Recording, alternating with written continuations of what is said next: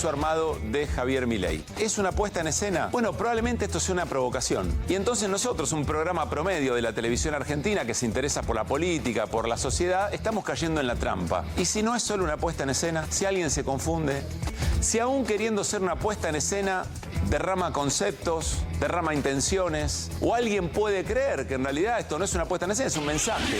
Es importante tu visita al país. Primero porque estamos viviendo el negacionismo, tratar de que se olvide lo que pasó. Macron, domingo por la mañana, fue a la iglesia de la Santa Cruz. Que él vino, habló con cada uno, le preguntó un poco su historia, había varios familiares que contaron cuál era la tragedia que había vivido su familia, pero sí hubo un denominador común, fue la expresión de la preocupación por la situación de los derechos humanos en la Argentina. Lo primero que me hizo mucho ruido fue la composición del gabinete en su momento y cómo fue evolucionando ese gabinete. Nosotros en la campaña cantábamos La casta tiene miedo y tal, y cuando vi el gabinete dije, bueno, no se nota el miedo porque están sentados adentro del gabinete. Yo creo que desde la perspectiva de Milei, él, esto es una interpretación, ¿no? Para mí lo que hace es enunciar lo que él considera que es obvio, que todos deberíamos entender eso. Además, se le entregó ayer en la iglesia una carta en donde estaba, entre todos los reclamos y las preocupaciones que se le manifestaban por la situación de los derechos humanos en la Argentina, estaba la preocupación por la visita a estos represores por un grupo de diputados de La Libertad Avanza. Es un momento muy preocupante y que es necesario analizar este tipo de expresiones. Y entonces a alguien se le puede ocurrir, en una escena cualquiera, para demostrar que efectivamente son el brazo armado de Javier Milei, que son la guardia pretoriana, que te sigo a todos lados, que me la banco en todas.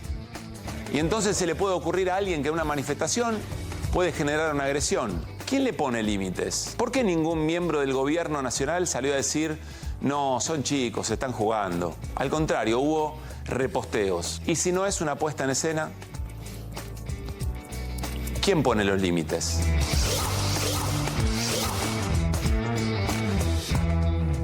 ¿Qué tal? ¿Cómo anda? Muy buenas noches, bienvenidas, bienvenidos a QR. Recién sobre el final del programa de Maxi Montenegro, Martín, Javier, estaban charlando sobre esto mismo que ayer nos preguntamos en la apertura del programa. Y hoy uno de los integrantes del gobierno, de hecho el presidente de la Fundación Faro, esa fundación, esa institución para ganar la batalla cultural, Agustín Laje, dijo que todos habíamos caído en la trampa, que era un bait, que es como decir una carnada, y que todos caímos. Bueno, al final resulta que era toda una joda. En un ratito lo repasamos con el equipo de QR, por supuesto. Hoy tenemos un programa donde vamos a tratar de ir un poquito más a fondo en algunas de las cosas, de las historias del día, porque terminó el G20 y es interesante analizar cada escena de Javier Milei, su firma, lo que firmó, lo que dijo en los discursos, las fotos que se sacó con Xi Jinping, el encuentro con Kristalina Georgieva, cosas interesantes para seguir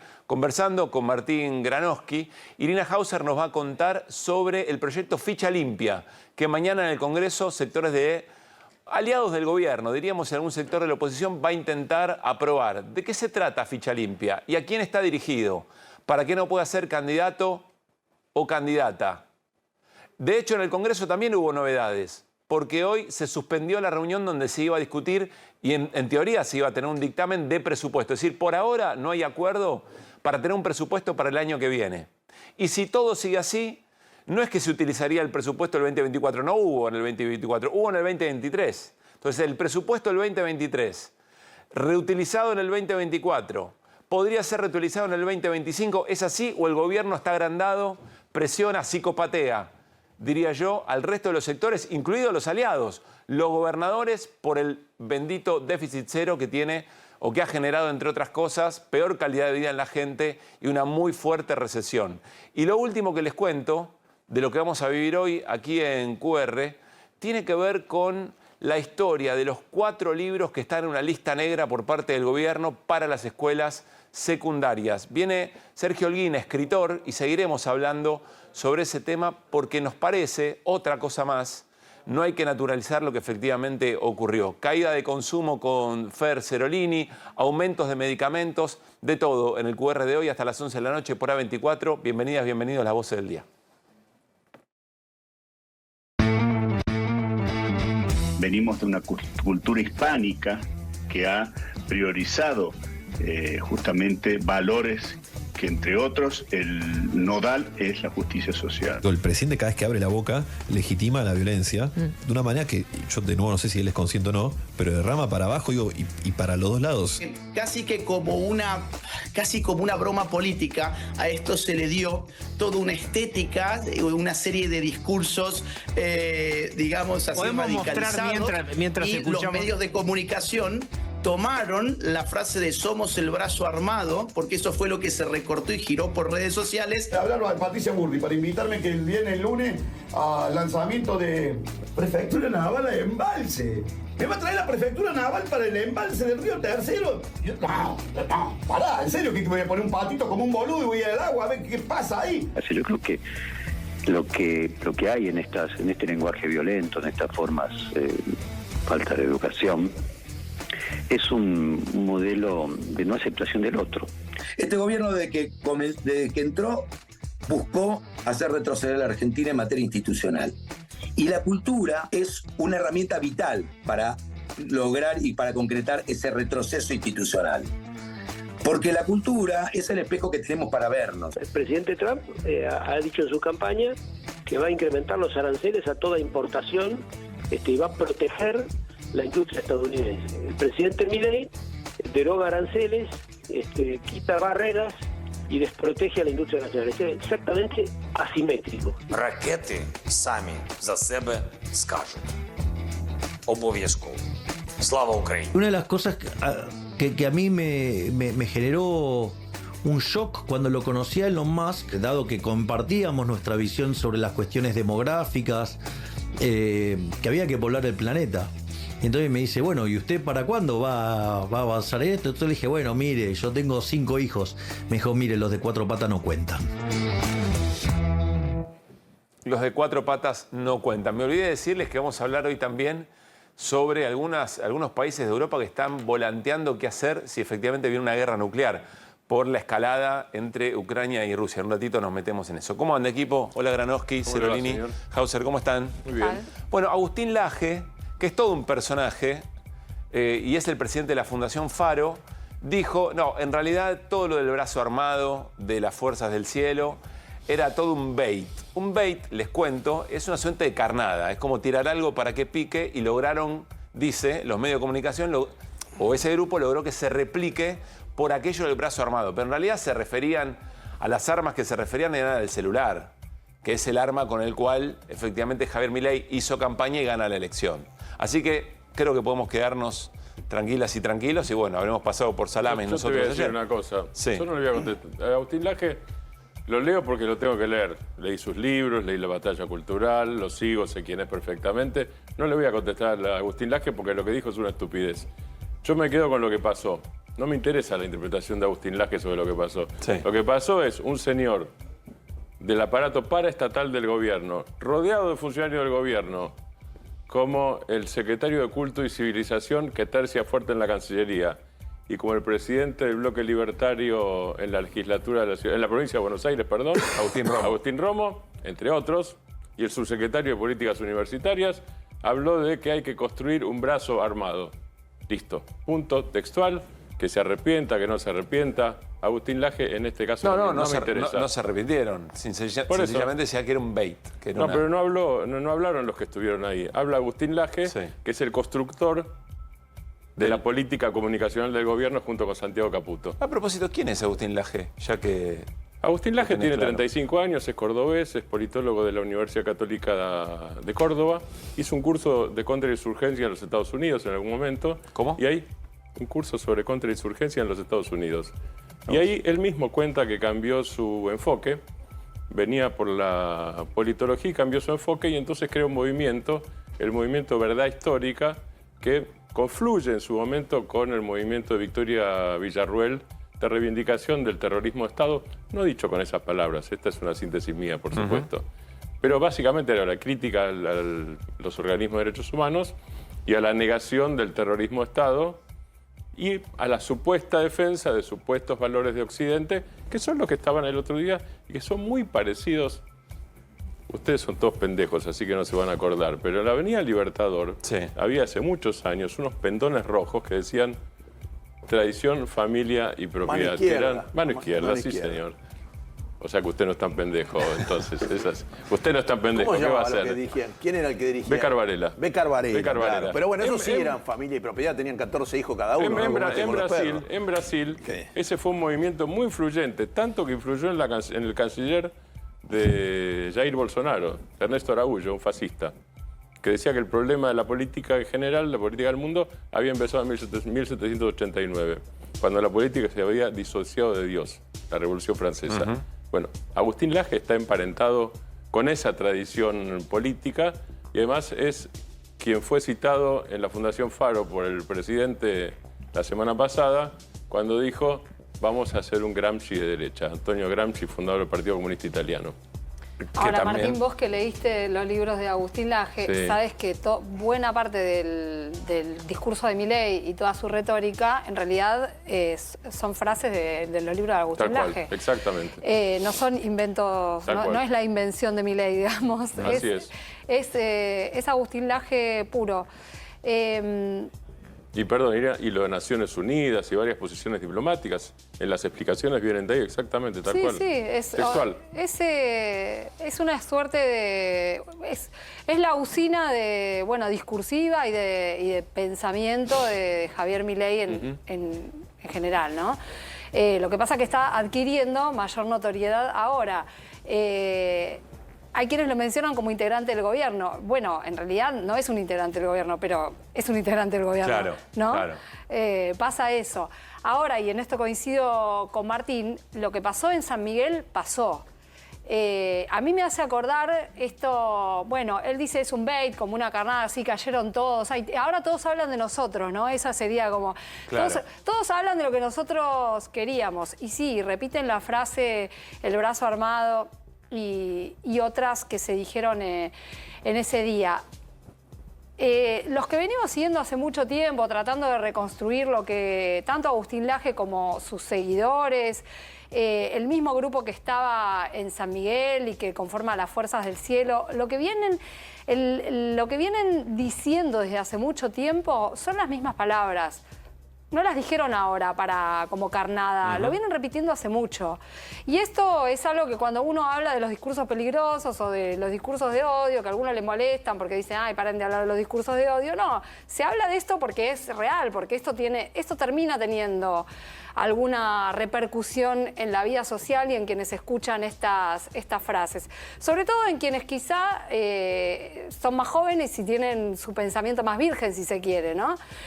Ahí hay un flanco muy fuerte donde apuntan ellos. Insisto, no lo hacen desde ahora, lo hacen con mucha intensidad desde la época de la pandemia. Y otra cosa a la que me hizo acordar esto, hay uno de los acusados en la causa del intento de magnicidio contra Cristina Fernández de Kirchner, que dice... acá se me mezclaron un poco los conceptos, ¿no? Pero dice, no, yo estaba haciendo una joda cuando le decía a mis amigos que habíamos mandado a matar a Cristina y que yo entregué un arma. ¿Carrizo? Sí, Gabriel Carrizo, el que era el dueño del negocio de los copos de azúcar. No lo dijo una vez, lo dijo un montón de veces. Y todos los testigos que van de parte de él... y este salame fue y lo quiso hacer. Una cosa por el estilo, No, porque dijo. él le decía, después del atentado, él mandaba mensajes a sus amigos y a sus hermanastros. Tenía que explicar por qué había dicho que había mandado a matar a Cristina. Es mi empleado, claro, pero él mezclaba los tantos y decía, es mi empleado.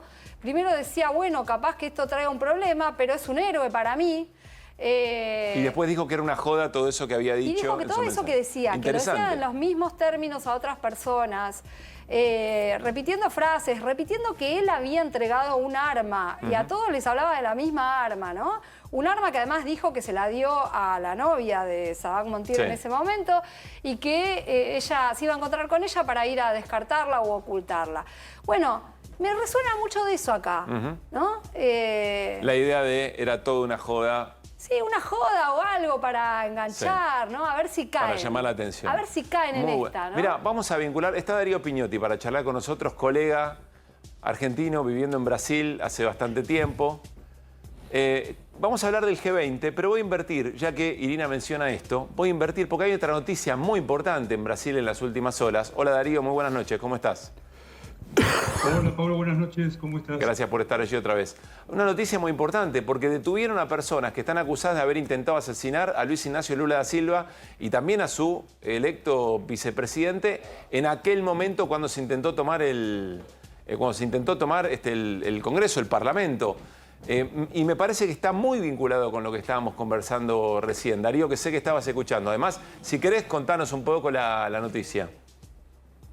Por cierto, Pablo, es de tal magnitud la noticia que en estos momentos, desde hace algunas horas, desplazó por completo a la cumbre del G20, a la cumbre que finalizó en Río de Janeiro. Se trata de un intento de asesinato de Luis Ignacio Lula da Silva, que incluso fue mencionado al pasar en un despacho anterior nuestro cuando se decía que había rumores sobre el mismo, y hoy fue confirmado, tanto que hay 5 presos a esta hora, de ellos 4 miembros del ejército y entre ellos un general. ¿Qué ocurrió?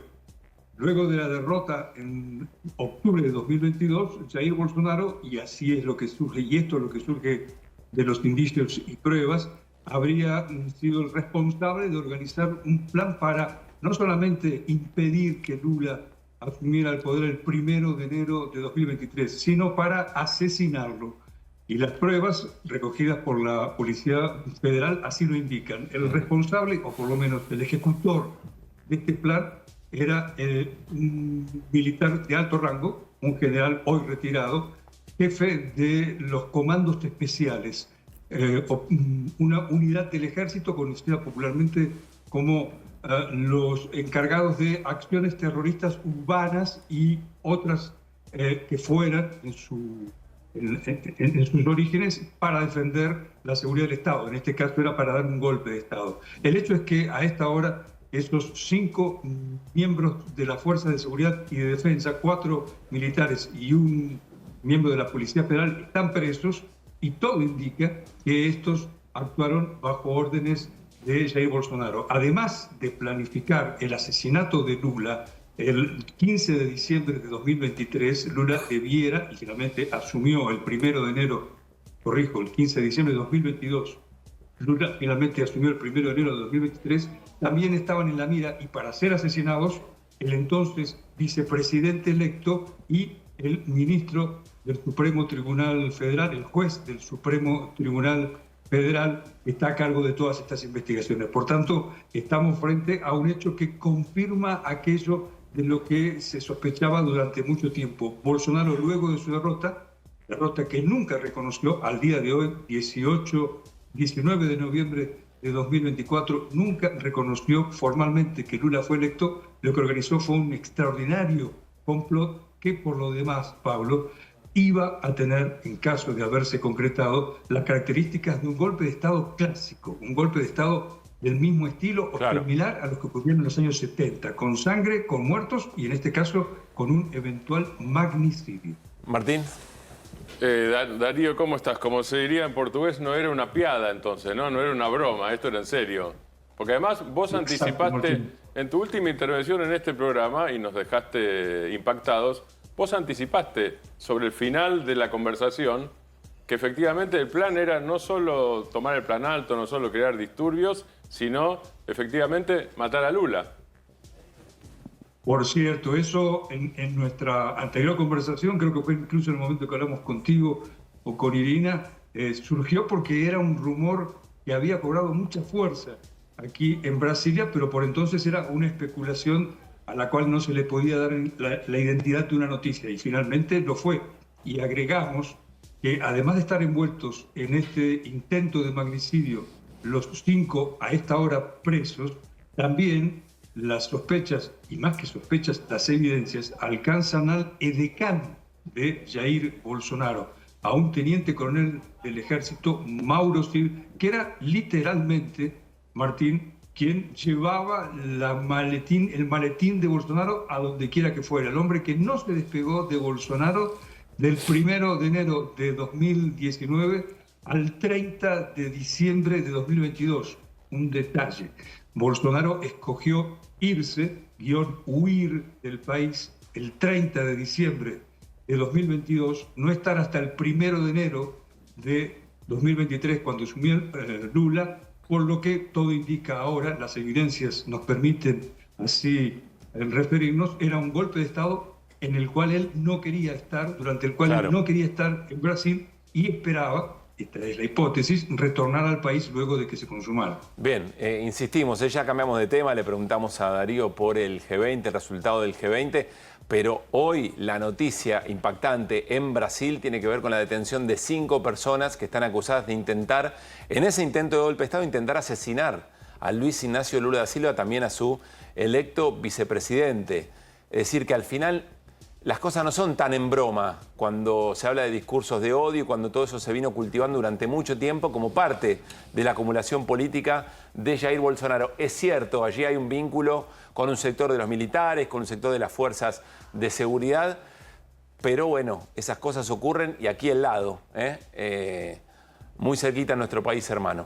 Darío, te quiero... Solo una, sí, claro. un pie de página y reforzando lo que estás diciendo, Pablo, y aquello que mencionaba Martín, es una piada, es una broma. Es algo característico de Bolsonaro el de que cuando suceden estas cosas, luego las atenúa precisamente disimulándolas o disolviéndolas en un chiste que, por lo que vemos, es de muy mal gusto. Darío, si tuvieras que decir, bueno, a ver, 2 títulos, 3 títulos de lo que dejó el G20 y siempre, por supuesto, vinculado con nuestro país, ¿qué dirías? Primero, a riesgo de ser impreciso, fue el G20 que confirmó la gélida relación entre el presidente Luis Ignacio Lula da Silva, anfitrión del evento, y el presidente argentino Javier Milei. Pablo, todos habrán visto, muchos habrán visto, la foto en la que Lula y Milei extendieron tanto sus brazos como era posible. Como pudieron. No fui capaz de medirlo, pero capaz, posiblemente hayan estado a 1,5 metros de distancia. Era lo que les permitía sus brazos, su magnitud física. Y la otra medición, esta sí fue hecha por varios colegas, de entre 15 y 22 segundos de absoluto silencio.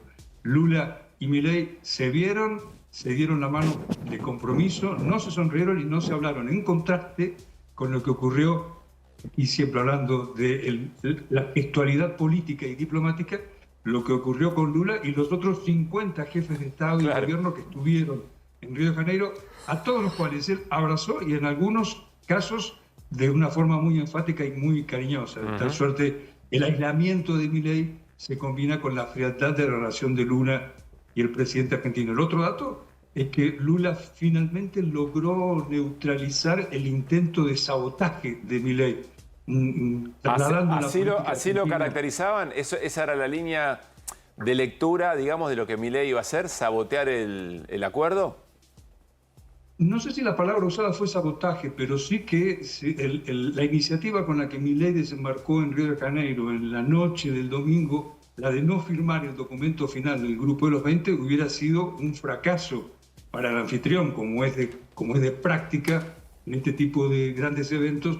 Lo que importa, no lo único, pero probablemente entre las cosas que más importan, es el documento final y que tenga la rúbrica de todos los que participaron en él. De no haber firmado Milei, esto hubiera sido un sabotaje y aquí sí va nuestra perspectiva, el trasladar la técnica del topo que usa el presidente argentino respecto del Estado Nacional en la política y en la diplomacia. Pero esto finalmente no ocurrió.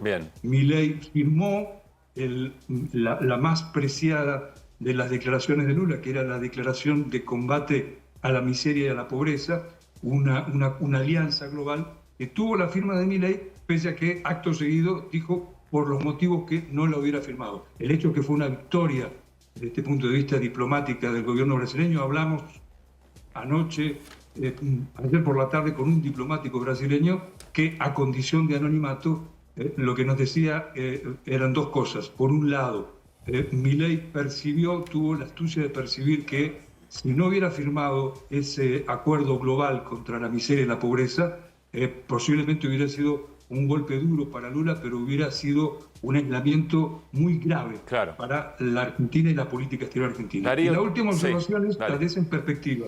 Esta fue la última cumbre del G20 antes de la llegada de Donald Trump y la del año que viene, que se realizará en Sudáfrica, posiblemente tendrá otra tónica muy distinta. Fer Cerolini tiene pregunta. Sí, ¿qué tal? Buenas noches, ¿cómo estás?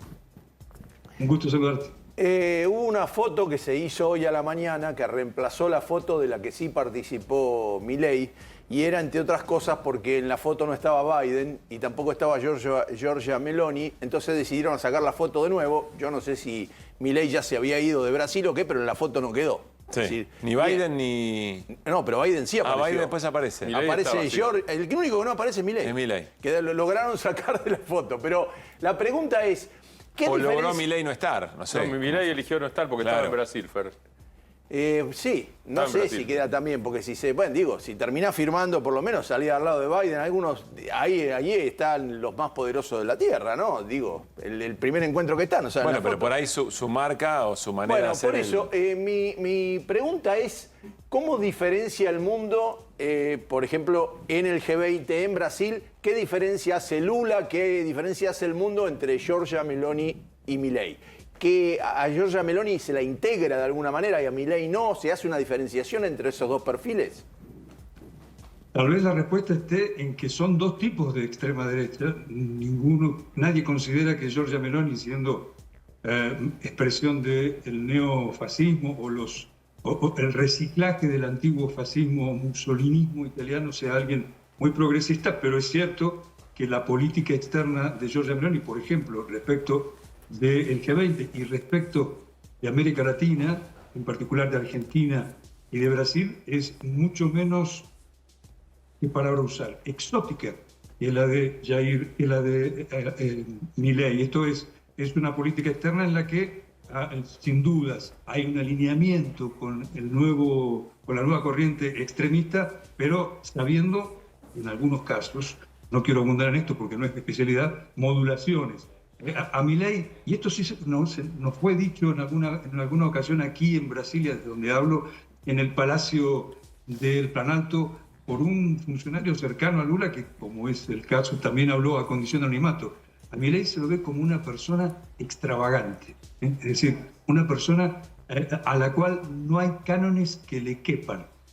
Quizá al margen, insisto, de la mayoría de los líderes de esa corriente política y esa corriente creciente en el mundo de extrema derecha, en la que, sin duda alguna, ahora el principal referente volverá a ser Donald Trump, y hay que decirlo, esto también se comentó estos días en Río de Janeiro, y era parte de aquella entrevista a la que me referí hace un minuto con un diplomático. La previsión es que con Trump el peso de Milei y la proyección de Milei no tienden a disminuir, sino a crecer. Darío, como siempre, muchas gracias. Un abrazo enorme, que tengas buenas noches. Un abrazo, Paulo, hasta la próxima. Sumo, respecto de lo que pasó en Brasil, al margen del G20, el acuerdo que el gobierno llega con Brasil, el ministro de Economía Luis Caputo, con Alexandre Silveira. Gracias, Flor. El ministro o el encargado de Energía y Minería de Brasil por el suministro de gas a las industrias brasileñas. Es un tema muy importante que seguramente vamos a analizar más en detalle. Nos vamos con Flor a la pantalla. Vamos a hablar de consumo. Venga, Flor. Porque hay un dato muy importante, muy característico, casi les diría identitario de nuestro país, que está mermando y mucho, hay que remontarse mucho tiempo atrás para saber, para tener una comparativa.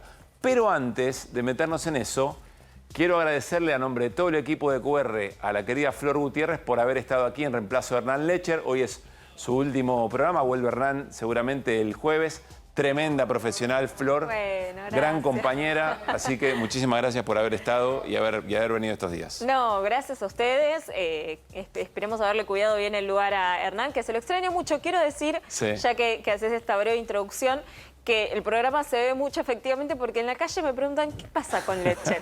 Y yo voy aclarando que ya pronto va a estar. No te acá preguntan nuevamente. qué pasa con la economía o con el consumo de carne. ¿Qué pasa con Hernán? Está Hernán Lecher, me dice, vos sos muy buena, pero Hernán lo queremos todo. Así que bueno, gracias, pronto Flor. vuelve Hernán y no, gracias a ustedes por el espacio. Bueno, ¿en qué ahora, nos metemos hoy? Sí, hay un capítulo de Los Simpsons que hablan no vives de ensalada, no vives de ensalada. Ahí Bart y Lisa como cantando la canción. Bueno, no sé si no vivimos de ensalada, pero carne vacuna por lo pronto no se está consumiendo porque hay un derrumbe. Acá estamos viendo las vaquitas son ajenas, decía Atahualpa. Así ¿no? es. Muy buena la placa porque es un poco lo que está sucediendo. 11% bajó el consumo de carne vacuna, son los datos que informa la Cámara de la Industria Cárnica Argentina. Estamos hablando entre enero y octubre del 2024 en relación a enero-octubre del año pasado. A Fer Cerolini siempre le hago la misma pregunta. Sí. ¿Es mucho o es poco? Es Una mucho. caída del 11%. Es una baja muy fuerte el 11%. Se está consumiendo 47 kilos per cápita anual, cuando después vamos a ver un poquito más adelante en una placa con más detalle, estábamos consumiendo en otros periodos, en otros momentos, arriba del 60%, después arriba del 50%. Es cierto que la pendiente viene siendo negativa a lo largo de los últimos años, pero claramente la recesión afectó de lleno el consumo de carne vacuna. Claro, esa es la razón, o que quizá cambiaron los hábitos, hay muchas más personas vegetarianas, el veganismo ha crecido, pero no termina de explicar esto. Bueno, es algo que yo he debatido mucho con algunos referentes del sector ganadero, Sí. si efectivamente hay un cambio en los hábitos de consumo que puede suceder, digo, o porque hay más gente vegetariana quizás, o porque se consumen otros tipos de carnes que está subiendo, por ejemplo, el consumo de pollo o el consumo de cerdo, Claro. otras más barato. variantes más económicas. Pero bueno, lo cierto es que el asado no deja de ser una costumbre de la mesa de los argentinos y argentinas un domingo o cualquier día en la semana. Y acá se ve claramente, Pablo, primero remarcar algo, es el valor más bajo desde 1996, o sea, desde los últimos 28 años que no se consumía un nivel tan bajo. Esto que hace la Bolsa de Comercio de Rosario es muy interesante porque compara la evolución del consumo de carne vacuna, que es lo que están viendo acá en verde, insisto, por persona por año, con la relación entre el consumo de carne de pollo y la relación de consumo de carne de cerdo. Lo primero que se ve claramente es como la franja amarilla, que es el consumo de carne de pollo, crece a lo largo de los años. Y también pasa lo mismo con la carne de cerdo. Es un crecimiento más moderado, pero crece, ¿no? Y en cambio, la carne vacuna era muy alta. Miren, por ejemplo, 2008 y 2009. Sí. Se consumía casi cerca del 70%. De 70 kilos. 70 kilos por habitante por año. Decime si estoy leyendo Miren cómo bien. va bajando, ¿no? 2015 termina en 58, 2019 ya baja a 51 y ahora, bueno, estamos en niveles por debajo del 50%. Ahí voy, Fer, que se quiere meter en este tema también, pero decime si estoy leyendo bien el cuadro. Entre el 23 y el 24 hubo una caída de todas las carnes, ¿no? ¿Está bien lo que estoy viendo? De pollo también, fíjate que está ahora en 44, estaba en 46, y de cerdo también. Cerdo sí, también, porque estaba en 11,6%, En 116, y ahora está sí. en 105. O sea, sí, efectivamente se ve en todos los sectores. Lo que yo te quería señalar es que justamente si vos ves el cuadro, los tres caen Claro. las tres carnes. No es que una reemplaza a la otra, sino seguiría habiendo por lo menos el mismo. Se incrementaría. De 116 pasa a 105. Ahí están las tres carnes. Ahí están las tres, claro. Repasemos bien los números, ¿no? Cerdo pasa del 16,8 al 16,4, pollo 46 al 44, vacuna 53 al 44. Exactamente. Bien. A ver, hay una cuestión para analizar interesante que está vinculada con los precios. ¿Sabes, Pablo, cuánto aumentó en promedio los diferentes cortes de carne vacuna? Esto lo hace todos los meses el Instituto de Promoción de Carne Vacuna. ¿Cuánto subió los cortes de carne entre enero y octubre? Entre enero y octubre, o sea, gestión Milei. Gestión Milei. ¿Cuánto? 33%. La inflación acumulada es del 107%. O sea, más de 70 puntos porcentuales por debajo de la inflación. O sea, no aumentó tanto como aumentaron los precios. El problema no está siendo tanto el aumento de carne vacuna, sino que directamente ya los salarios no pueden convalidar el valor en el que está. Entiendo. ¿Se comprende? Incluso en el que estaba, claro, en el que estaba antes también. Exactamente. O sea, el problema es la caída del salario, no tanto el aumento Exactamente. Insisto, entiendo. 33% subió en promedio los diferentes cortes de carne versus 107% de Es uno de los productos más baratos en cuanto a las uvas, digo, que tiene acumulada en respecto, porque los alimentos subieron mucho. Se agrava más el problema. Claro, porque de hecho si lo vemos interanual, o sea que lo que está diciendo Flores, o gastás en colectivo o gastás en carne, por ejemplo, gastás en colectivo. Es un análisis. Mirá, en un año la carne subió 149%, la inflación 193%. Subió más la carne de pollo, subió más la carne de cerdo. Ahora, ¿cuál es el problema? En promedio, un kilo de asado está 7.500 pesos, 8.000 pesos el kilo. el kilo de pollo está a 3.000 pesos y el kilo de cerdo está todavía más bajo. Entonces, a pesar de que aumentaron más. A pesar de que aumentaron más, la brecha sigue siendo considerable. Bueno, esto que ocurre en el sector cárnico, que, perdón que insista, pero es un tema interesante. Cuando vos hablás además con economistas vinculados al sector ganadero, me remarcan algo importante. Este año hay más oferta de la que hay en términos históricos a esta altura del año. O sea, todos estábamos esperando que los precios suban, y sobre todo porque el año pasado hubo sequía, no había pasturas, no se podía alimentar bien al ganado, no se encerraban en feedlot, subió el precio del maíz, por lo tanto encerrar al ganado en feedlot para alimentar con alimento balanceado es mucho más caro. O sea, todas las condiciones se están exportando más, exportaciones récord, casi 700.000 toneladas, todas las condiciones estaban dadas para que haya más presión en el precio de la carne y sin embargo no está sucediendo. Bueno, y esto es un poco para enmarcarlo en lo que sucede con el consumo en general, ¿no? Estos son los datos de Sentia, que hace un relevamiento en hipermercados y comercio de cercanía, 20,4%, ¿no? Es la baja del consumo en general. Está dentro de las cosas que más Exactamente, que más son 10 meses consecutivos de baja. Va a terminar el año completo con un consumo en donde en ningún mes va a repuntar. Y acá vemos, ¿no? Higiene y cosmética abajo 25%, bebidas con alcohol abajo 23% y alimentos en general 17%. Gracias, abajo. Flor. Muy caro, muy claro quise decir. Y caro también. Caro puede ser. Las dos cosas son ciertas. También, las dos cosas son ciertas, pero insisto en el análisis, más allá del dato, el análisis que hace Flor. No aumentó tanto, el problema es que se deterioró tanto el salario que algo que ya estaba, que ya era un poco más caro. En el comienzo comentó 33%, dejó de ser consumido. Realmente impactante. O, si vos querés, decime cuán en crisis está un país sin decirme exactamente eso. Bueno, vamos a cambiar de tema. Vamos a compartir un informe que tiene varias opiniones, varias frases de Vladimir Putin, de Zelensky, algunos cronistas europeos. Tiene que ver con, lo voy a decir muy llanamente, ahora vamos a hablar con un especialista, porque Ucrania utilizó un tipo de misiles desde los Estados Unidos para atacar algunos objetivos en Rusia y eso cambió alguna dinámica.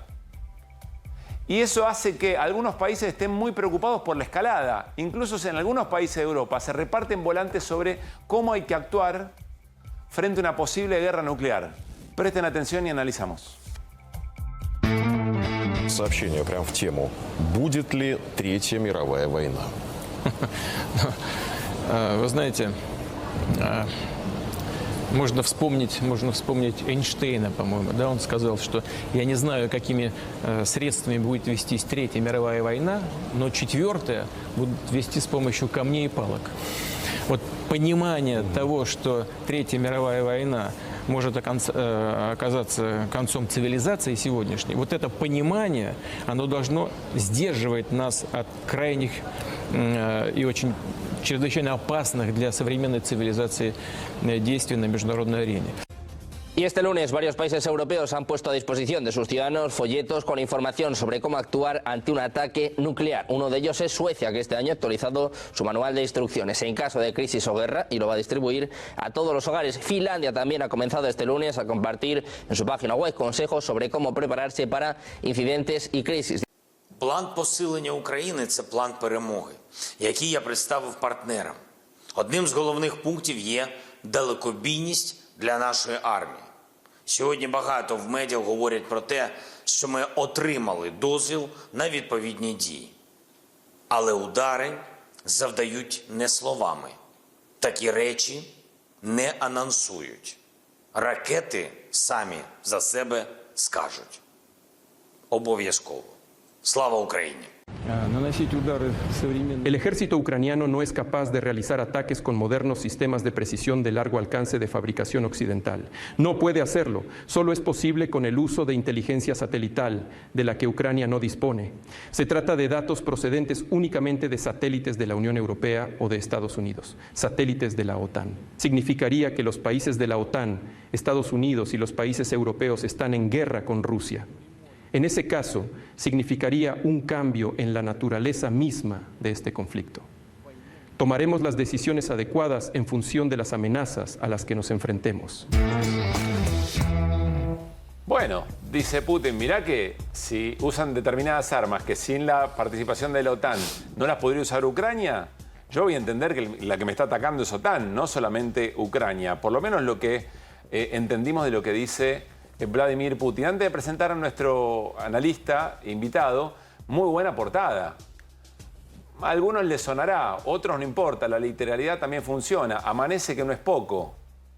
En un escenario, insistimos, en que algunos países europeos están repartiendo folletos para explicar cómo reaccionar frente a la amenaza de un conflicto nuclear. Daniel Kerfeld es analista político, investigador del CONICET. Daniel, gracias por estar acá. Gracias. ¿Qué pasó y qué se puede esperar?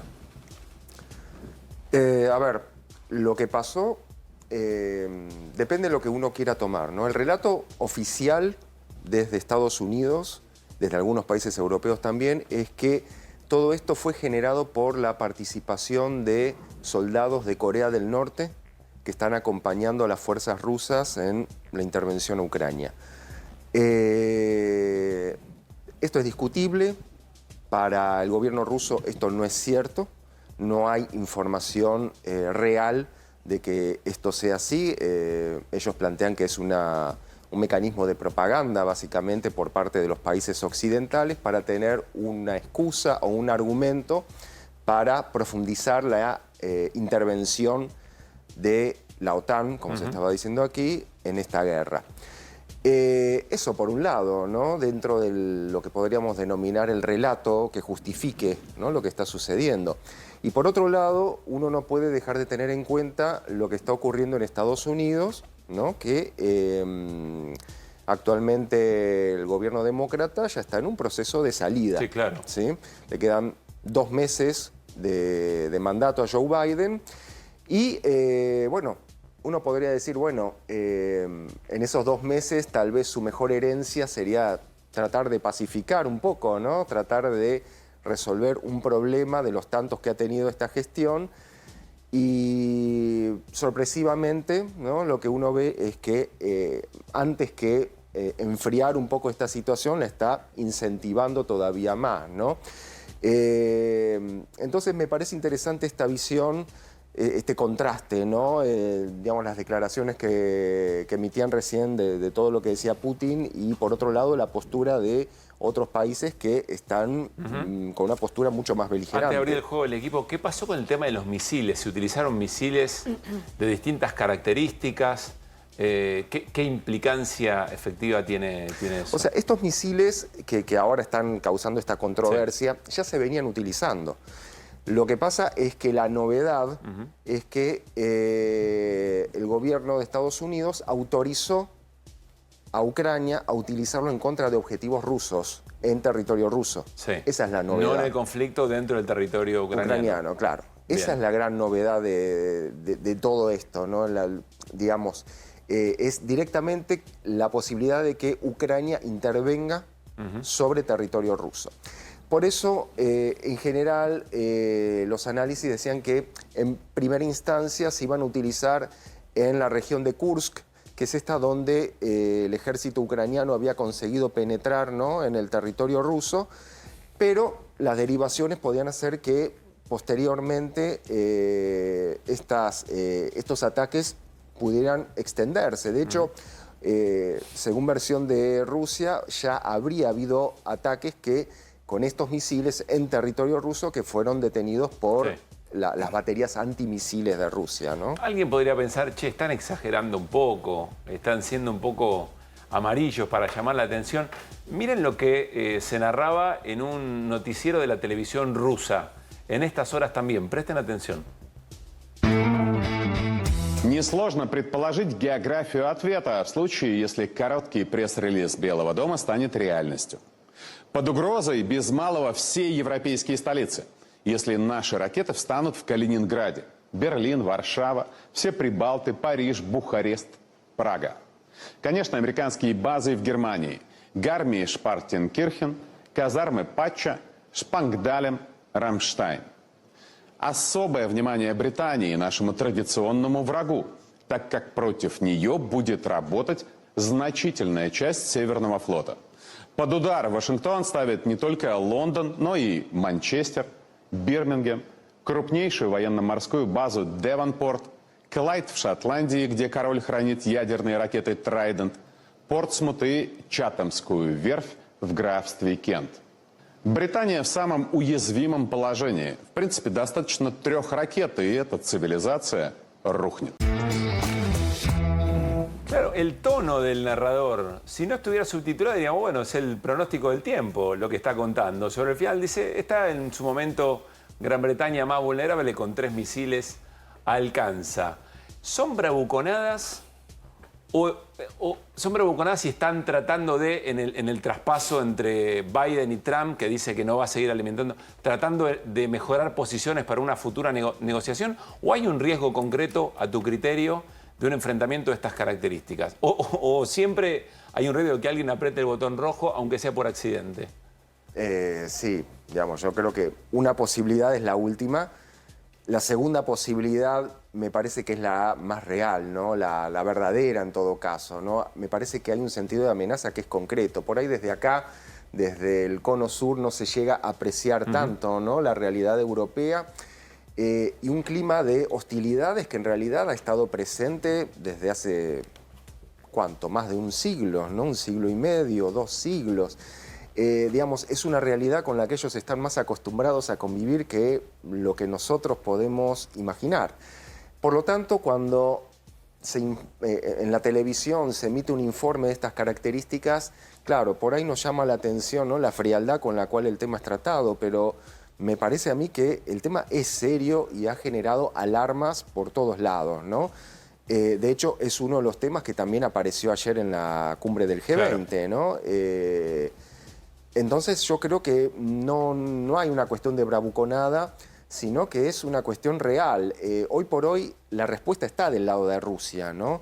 Y ese es tal vez un error de cálculo que ha hecho Estados Unidos junto con la OTAN al posibilitar esta iniciativa por parte de Ucrania, porque bueno, frente a una acción hay una reacción, ¿no? Entonces el tema ahora es ver cómo va a responder Rusia. Pero, Daniel, sí. Vos conocés mucho mejor que cualquiera. En el caso de, para tomar un ejemplo de lanzamiento de misiles, Irán-Israel, Israel-Irán. En algún momento se dirigieron a blancos determinados, militares, por ejemplo, y en otro momento se dirigieron a blancos que claramente eran zonas no habitadas, por ejemplo. Claramente, en el segundo caso había una advertencia y no un ataque. En realidad hay un ataque con mensaje más que con un objetivo de destrucción en sí mismo. Los misiles de largo alcance lanzados ahora con tecnología, según denuncia Putin por lo menos, con apoyo satelital de la OTAN, ¿dieron dónde? ¿Eso se sabe ya? No, la información es que fueron intervenidos, o sea que no alcanzaron a impactar, ¿no? Pero bueno, me parece a mí que yo creo que en este contexto están probando de ambos lados, ¿no? Frente a la posibilidad de una negociación favorecida por el nuevo gobierno de Estados Unidos, cada uno de estos actores intervinientes en esta guerra va a tratar de elevar su apuesta, ¿no? Y va a mostrar potencial bélico y va a mostrarse dispuesto a enfrentar al otro, ¿no? Pero, perdón, sí. La última noticia antes del tema este de los misiles era, acá tengo Infobae, Rusia destruyó la mitad de la capacidad de producción energética de Ucrania en un bombardeo masivo a la red eléctrica de Kiev. Y quedó, lo reconoció el propio Zelensky. Digo, no parece ser un momento muy fuerte de Ucrania, entonces empiezan como a tomar medidas y decir, bueno, che, te damos bomba más grande, tirá más lejos.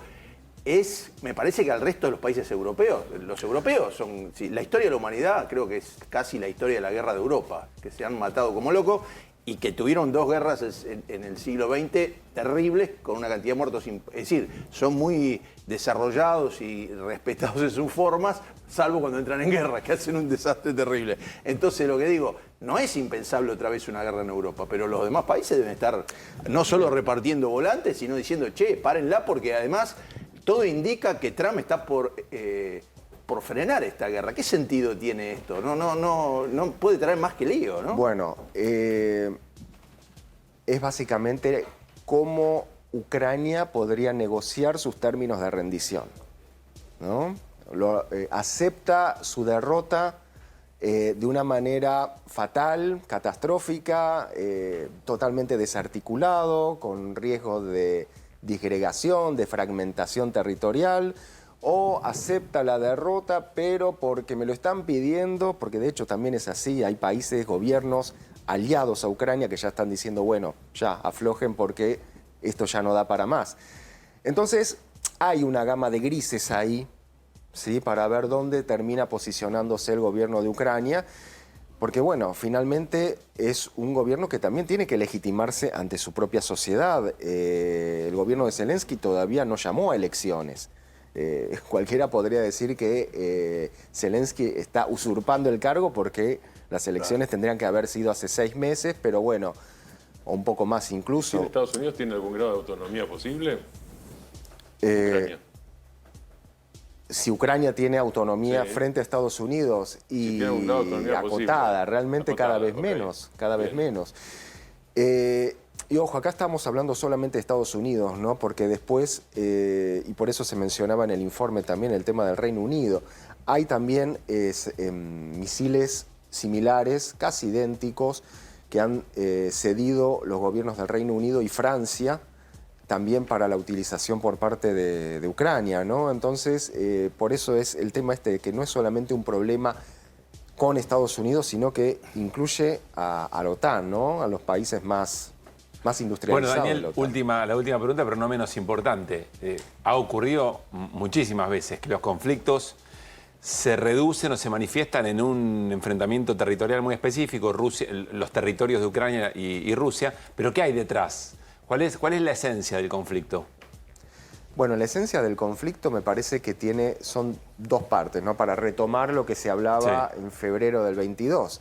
Por un lado, el tema de estos territorios históricamente poblados por población rusa, ¿no? Que están dentro del país, del territorio nacional de Ucrania, y que, recordemos, había denuncias por parte de Rusia de que algunas masacres, organizaciones, sobre todo paramilitares ucranianas, diezmaban a la población rusa que vivía en esos territorios. Pero por eso, más allá de eso, es el avance de la OTAN que Rusia... Y ese es el segundo punto, ¿no? El pedido por parte de Ucrania para formar parte de la OTAN, con lo cual Rusia termina teniendo a su vecino más próximo como integrante de la organización que le declara la guerra, ¿no? Claro. Esos son los 2 puntos iniciales. Daniel, muchas gracias por haber venido. Gracias que estés muy bien. Gracias. Bueno, veremos por supuesto cómo sigue este tema en los próximos días y sabiendo que en la transición del gobierno de los Estados Unidos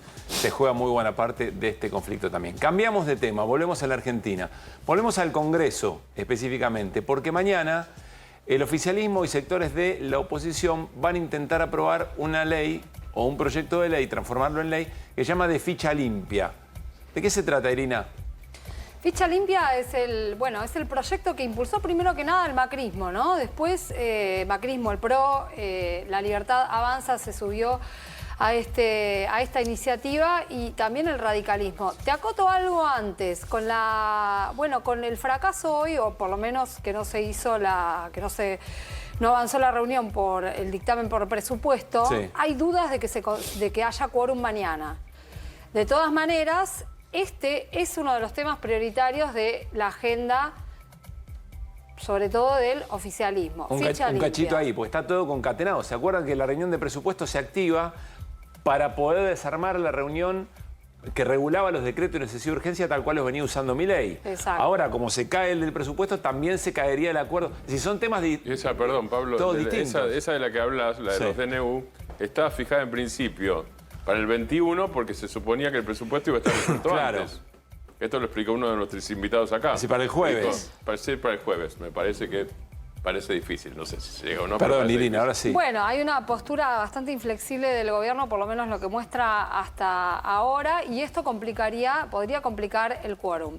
Dicho esto, todos estos días y después de la condena a Cristina Fernández de Kirchner por el caso de vialidad, lo primero que sacaron a la cancha fue justamente este proyecto de ley que lo que intenta es modificar la ley de partidos políticos de manera de impedir que quien tenga una condena en doble instancia, o sea, que haya sido condenado por un tribunal oral y esa condena confirmada por la Cámara de Casación, se pueda postular a cargos electivos. O sea, no puede participar en elecciones. Exactamente, no puede participar. O sea, que alguien que tenga, cuyo nombre tenga las iniciales CFK no podría participar, dice la ley, por ejemplo. Por ejemplo, la ley dice, así, la ley casi que se llama Ley Ficha Limpia Cristina Fernández de Kirchner. Ahí está, ¿no?, lo que mencionaba Irina. Propone la modificación del artículo 33 de la Ley Orgánica de Partidos. Quien tenga condena en juicio oral, confirmación por casación, no se puede postular. Actualmente se tiene que tener confirmación de la Corte para que se prohíba la participación en elecciones. Me quiero detener en esto y después volver un poco a CFK, en esto de la Corte. Acá hay antecedentes que son relevantes. La Cámara Electoral, cuando Raúl Romero Feris se quiso postular a senador, lo mismo cuando Carlos Menem se quiso postular para senador en años distintos, 2013-2017, con condenas ambos, pero que no habían llegado los casos hasta la Corte Suprema, la Cámara Electoral les dijo no se pueden postular. ¿Qué pasó? Bueno, Romero Feris no siguió con la causa, pero Menem sí llegó a la Corte Suprema. Y la Corte Suprema dijo que sí se podía postular y de hecho Carlos Menem fue senador por La Rioja, recordarán. Bueno, esto fue porque la Corte dijo que lo que rige es el principio de inocencia hasta el final del camino. Y el final del camino y la última palabra es la Corte Suprema. No es un dato menor, la composición de la Corte es la misma que la Corte actual. Tenés que tener en cuenta que se va a ir Juan Carlos Maqueda y que se fue Elena Hayton de Nolasco, que también había firmado esa sentencia. Pero los demás sí firmaron esto y continuarán en la Corte Suprema. Así que es un antecedente pesado, digamos. ¿Qué pasaría entonces? Supongamos que esta ley esto llegara a ser ley. Primero necesita una mayoría especial en el Senado, la mitad, en el diputados, perdón.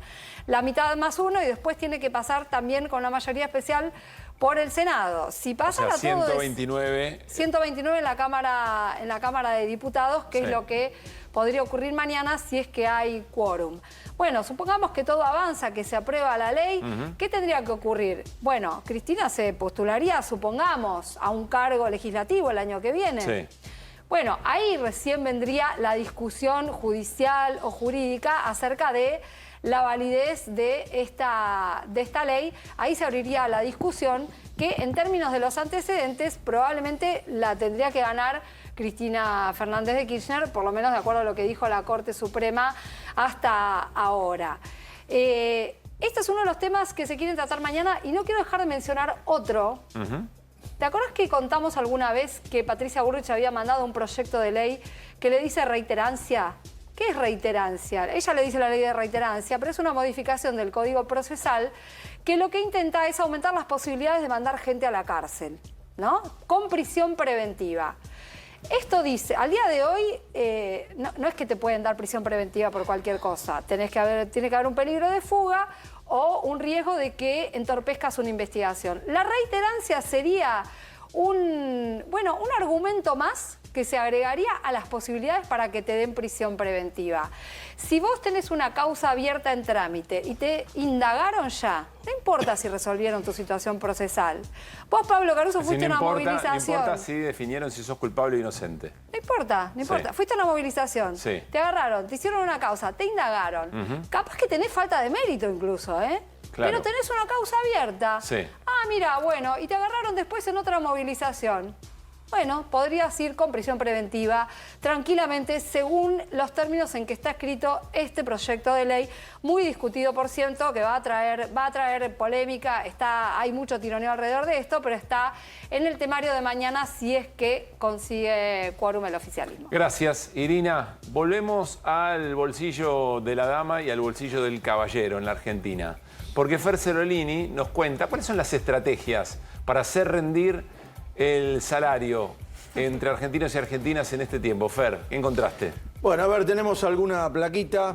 ¿Qué hacemos los argentinos, ¿no? En medio de la crisis para hacer rendir la plata? A ver si aparece. Acá está. ¿La estamos viendo o no? Ahí está. Ahí la tenemos. Bien, hay una consultora, la consultora Moyer, de Fernando Moyer, que es el CEO, que investiga este tipo de temas de consumo y descubrió... En definitiva son los hábitos de los consumo hábitos de la del gente. consumo frente a En vez las de la situaciones crisis. como las que estamos viviendo. Claro. Bueno, vamos a ver estas placas, a ver si podemos traer un poquito más adelante. pongámosla Yo las voy a primero porque no contar. se ve, sí. Dice, si se verifica, si me sacan a mí y ponen grande la placa, va a ser mejor que mi carita. Ahora lo resuelven, dale. Se verifica la necesidad de reducir, reemplazar para hacer rendir el presupuesto. Bueno, el 83% de los hogares redujo la compra de algún producto habitual de sus compras cotidianas. Vamos a coincidir acá con la señora o señorita, no sé cómo me gusta que le digan. Señorita, por favor. Señorita, bien. Carne vacuna la redujo, hay un 45% que reconoce haber bajado parte del consumo, no, por supuesto que da el 11% el promedio. Claro, pero confirma lo que todos decía dicen, bueno, yo qué sé Florencia. yo saqué un poco más, un poco menos. Después, snacks y papas fritas y cosas Afuera. estas para los cumpleaños, estos bajaron el 41%. Postrecitos 41%, el yogur 40%, chocolates 39%, aceite de oliva, yo no sé quién lo ve. Hace rato que no sé, hay que hacer estrategias para comprar aceite de oliva, yo después les puedo recomendar cómo. No hay que comprar en el supermercado eso. En el supermercado no. Golosinas 38% y gaseosas el 37%. Es decir, el 83% reconoce haber hecho esto. Sí. Y hay un 75% de los hogares que incorporó algún producto, incorporó en base a la carencia. Claro. Es decir, Reemplazo, digamos. reemplaza con algo que es más barato lo que dejó de consumir. Entonces, en esto aparecen, por ejemplo, en el tema de limpieza, productos de limpieza sueltos empiezan a comprar, que es de unos lugares donde hay algunas casas que venden por litro, qué sé yo, que son baratas y dicen, bueno, qué sé yo, debe ser un poquito menos la calidad, pero Resolvemos resuelve así. el problema. La carne de pollo, reconocen muchos haber sumado más carne de pollo, nuevas frutas y verduras de estación, esto está en un 31%, el aceite económico está arriba de eso, el 32%, otra gente sumó arroz blanco, fideos y pastas secas, 29%, sumó alguno un poco más de Es decir, cantidad. pasta seca y no la pasta fresca de la El dato fábrica. acá, el dato es este fenómeno. Agua de la canilla. claro. El agua de la canilla, 28%. La fiscalía descansa. Poné la botellita con agua fría y ahí estamos. Y algún muchacho que sumó polenta. Que por ahí Estamos antes no estaba en el consumo. con polenta, en el no, consumo 26%. habitual. Hay maneras de hacerla con cierta verdura que son... Es maíz, polenta es ¿no? extraordinaria. como- Es extraordinaria, bueno, Hacerlo al verano. pero tiene Igual. calorías, tiene Verdad. calorías. No, bueno, ¿por qué no se puede? No, Hay digo, que hay que adaptarla. adaptarla al verano, pero la Sí, polenta uno la piensa con... pero menos siempre salsa, igual. queso. Hay muchas maneras de Pero hacerlo. se muy ¿Te bien. puedo decir una cosa? Sí. Yo creo que, menos en la de la polenta, entro en todas. Pero en serio. No, el Tiraste todas. aceite, el aceite Todas. seguro. Sí, en todas, en todas. Bueno, y hay otra cuestión que dice estrategias de compra de los consumidores, basado, a ver, es otra plaquita que Sí. tenemos, basado, pues dice, consumidores estresados, ya está buenísimo esto. Los promos y los descuentos son el principal driver de compra para un consumidor estresado. Es un driver. Driver Vector. es un... Vector. Háblame fácil. claro, Vector. Canal. Un factor de compra. Vector, un Claro, canal, es uno de los factores. factores Sí, lo que te En la motiva. bolsa se llama driver, es algo que estimula la Claro. compra de Motiva. alguna suba. ¿Qué driver va a haber? Y te dicen, bueno, mira, capaz que viene esto. Y entonces es una punta. Bien, ahí vamos. Fíjate, comprar marcas más económicas. El 47% se ha sumado a esto. Han subido algunas gaseosas nacionales respecto a las famosas colas. Sí. Usar promoción de los supermercados. Clásico. Todo clásico, decir, che, tal día están con el 20 si vas con la tarjeta. Usar promociones de medios de pago en billeteras, dice ahí el 42%, y después dice usar beneficio de los bancos. De muchos es modo eso. Hay un 36%, se empezó después quizá con modo. Comprar en varios lugares distintos de acuerdo al producto. Sabés que hay lugares donde dicen, che, acá la carne va más barata, o tenés la cuenta DNI que los sábados te da, entonces la gente va, la carne la compra un día con tal descuento, se va al súper que vende barata la cerveza otro día, y así. Compra marcas propias de supermercados, muchos se han sumado. comprar, bueno, y después dice comprar en mayoristas el 26%. Yo le discuto a todos. Sumo dos cositas breves. El tema de compras en mayoristas, está el Black Friday en este momento. Dura hasta el 10, está tan bajo el consumo en los mayoristas que tuvieron que hacer esa semana de descuentos que se hacen en general. La contó Cerolini. Sí. Que además Cerolini es una observación muy interesante. Le ponen Black Week. Y el negro es un color bajón. Bajón. Bueno, es que quedó históricamente de un sistema, de un tema norteamericano, ¿no? Y después... Pero es cierto, la verdad yo le pondría, ya le cambiaría el color. Claro. Y algo que me llamó mucho la atención también es que ya se puede pagar el alimento en cuotas, sin interés. No sé si les pasó de ir a Sí, una marca ahora muy suman reconocida. Modo, BNA, el Banco Nación, con los supermercados se está sumando Modo más 3 pagos sin interés. Está bien. Y te devuelve pensado 10 en otro lucas. momento. 10 lucas te Comprar devuelve. alimento en cuotas. No, Pero ahí te devuelve las 10 lucas y te deja las 3 cuotas. Está Ahí bien. tenés que agarrar todo. Está bien. En esa, bueno, por eso está, decía la placa, 75% de la gente que hace esto estresado. Estresada buscando eso. Es más difícil que plantear un partido para un mundial.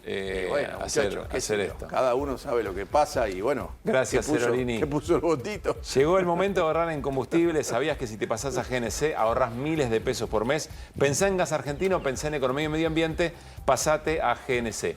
Cuando volvamos de la tanda vamos a hablar, e insisto, no naturalizar, la intención del gobierno de poner una suerte de lista negra, libros, literatura argentina, porque, o bajo la acusación, ni más ni menos, de hipersexualizar a los pibes, de difundir pornografía, obras literarias emblemáticas, muy importantes, en colegios secundarios.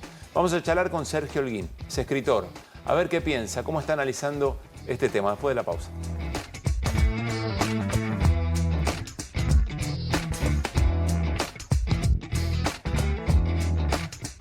Nosotros ahora el 27 de noviembre estamos firmando con Escobar y otras 10 ciudades una coalición de ciudades con la inteligencia artificial. Y Escobar forma parte de ese grupo de los innovadores, ¿no? Un honor que el partido Escobar sea sede de un lugar donde los argentinos nos podemos encontrar. Para pensar, para escuchar, para aprender de quienes más saben y generar progreso en torno a nuestra ciudad, en torno a todas las ciudades, en torno a la provincia y principalmente al país. Con el tiempo todas las ciudades vamos a ser Smart City. Lo importante para mí es formar ciudadanos inteligentes para el mundo que viene. Y entre todos tenemos que trabajar para que Escobar siga creciendo y progresando como lo venimos haciendo hasta ahora, atendiendo los problemas coyunturales que son un montón y de los cuales nos venimos ocupando, pero teniendo un salto de calidad que nos permita seguir creciendo de cara al futuro.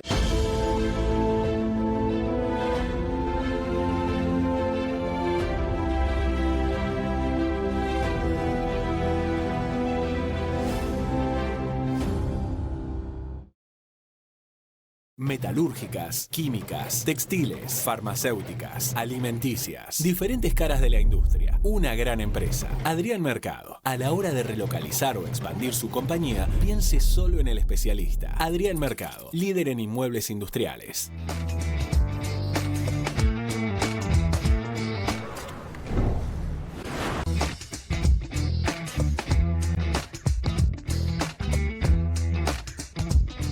Charlamos con Sergio Holguín, escritor, sobre el intento de armar listas negras con libros por parte del gobierno nacional. La mejor forma de empezar tus días es con Productos Pozo. Líderes en la producción de vainillas, magdalenas y budines, con más de 70 años en el mercado, presentes en cada desayuno o merienda. Hace más ricos tus días con Productos Pozo.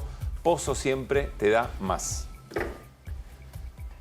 Vamos a comenzar este relato con el gobernador, la decisión que tomó el gobernador de la provincia de Buenos Aires, Axel Kicillof, de mostrarse leyendo uno de los libros en cuestión, Come Tierra, de la escritora Dolores Reyes. Ahí está, qué mejor que un domingo de lluvia para leer buena literatura argentina sin censura. Y efectivamente muestra Come Tierra y otro de los libros que están siendo mencionados, creo que estaban también, que eran parte de esa foto. Bueno, aprovecho para decirles, antes de seguir, que va a haber una lectura colectiva de Come Tierra en el Teatro El Picadero el sábado a las 10 de la mañana. Después se lo voy a reiterar ese dato porque estas cosas terminan en un acontecimiento muy importante. Vamos a escuchar a la vicepresidenta de la Nación, Victoria Villarruel, sobre esto que acabamos de ver del gobernador Kicillof. hasta ayer el gobernador Kicillof se puso a leer algunas de estas publicaciones en las cuales se pervierte la mente de nuestros menores. Entre esos libros estaba Si no fueras tan niña, la historia verídica de una chica de 14 años abusada por un hombre de más de 30. Pero el gobernador lo mezcla, entre otros libros, como Cometierra, que le enseñan a nuestros menores y les dan información que no es relevante para su edad, que los sexualiza tempranamente y que los pervierte. Luego de haber repartido en 2.000 escuelas de la República Argentina, en la provincia de Buenos Aires, estos textos, ¿a qué mente perversa se le puede ocurrir que eso va a formar a nuestros niños? Uno de los libros que menciona Victoria Villarroel es Si no fueras tan niña. Sol Fantín es un ensayo sobre una propia vivencia de Sol Fantín y ella misma explica esto. Se trata de 3 libros de ficción, 3 novelas, y el mío no es un libro de ficción, es un ensayo donde yo precisamente relato los efectos devastadores que pueden tener sobre la vida de una jovencita, porque yo estoy viva y estoy bien, pero podría no estarlo, ¿sabes? Y esto no lo digo por victimizarme en lo más mínimo, sino por tener en cuenta que, y también esto quiero decir, a mí las instituciones educativas me ayudaron a sobrevivir, ¿eh? Me ayudó a sobrevivir que yo a los 22, 23 años entré en el profesorado de enseñanza primaria y me encontré con personas que me enseñaron, con la Universidad de Buenos Aires lo mismo, formaron parte de mi recorrido de supervivencia, además de mi recorrido terapéutico. Pero lo que digo es, en mi libro, precisamente, yo doy cuenta con mucha precisión, porque es un ensayo, no solamente narro, sino que también explico desde la perspectiva adulta lo que me sucedió, lo que yo pude entender. Doy cuenta de el peligro que es educar a una jovencita en valores supuestamente elevados, prohibiéndole conversaciones y prohibiéndole temas. Es decir, dice Sol Fantín, en la prohibición de hablar de ciertas cosas hay un problema en sí mismo respecto de darle pelea a esas cosas que ella sufrió. Vamos a escuchar a Flavia Pitela ahora respecto de las primas. Ella es escritora, y docente de escuela secundaria. Otro de los libros también que intenta marcar el gobierno de Javier Milei.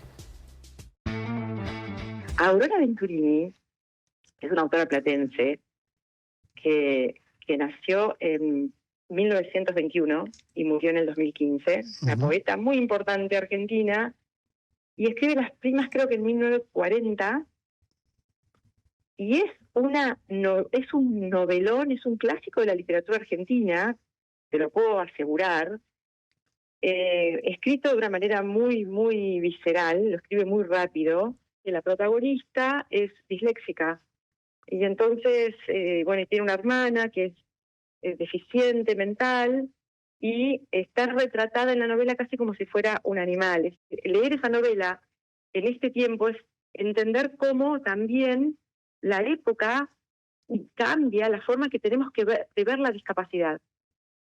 Entonces es interesantísima la novela, porque bueno, ¿qué hacemos hoy frente a esto? ¿Qué haríamos frente a una familia que trata así a una persona con discapacidad?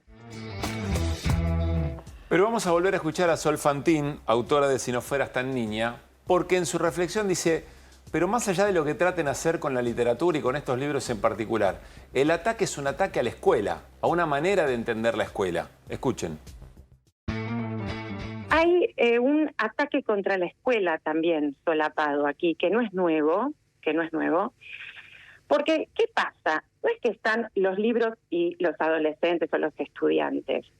Hay una intervención de los docentes y de las coordinaciones pedagógicas en nuestras escuelas que en el debate mediático están soslazadas, están pasadas por alto, ¿sí? Es muy común que se haga esto. Nuestra intervención como docentes, nosotros tomamos decisiones singulares pensando específicamente en nuestros grupos de estudiantes, en el momento de seleccionar una lectura para leer con ellos y con ellas. Y tenemos un saber profesional no solo de nuestra área de experticia, por ejemplo de la literatura, sino también de esos sujetos que vienen a aprender. Digo esto porque es muy común pasar por alto la institución escolar para promover una enemistad entre las familias y las escuelas. Hola Sergio, buenas noches, gracias por estar acá. ¿Qué tal? ¿Cómo estás? Nos tomamos este tiempo, le dimos contexto a esta conversación, escuchamos voces, miradas sobre lo que efectivamente está ocurriendo. ¿Cuál es la tuya? Bueno, yo creo que hay varios ataques con una sola bala, ¿no? Digamos. En primer lugar es una provocación, ¿no? Una provocación de Victoria Villarruel, que representa como el ala moralista dentro del gobierno, ¿no? En un gobierno que acude, un presidente que acude a las metáforas más pornográficas que uno puede imaginar, que es capaz de hablarle también con esas mismas metáforas a chicos en una escuela, con dirigentes que han propuesto no dar más ESI y que los chicos vean porno, que alguien de ese gobierno, que es la vicepresidenta, salga a decir lo que dijo en este video, pero que también ya lo había dicho en algún tuit anteriormente. Habla de esa vertiente más vinculada con la dictadura militar, con esa mirada moralista sobre la cultura que viene desde aquellos años, ¿no? Donde se quemaban libros, recordemos, donde ¿no? se quemaron libros, hay escritores desaparecidos que han sido asesinados, hay escritores que se tuvieron que exiliar. Se violaban detenidas. ¿Cómo? Violaban detenidas. Exacto, situaciones terribles que a ella le parece que no son graves, se ve.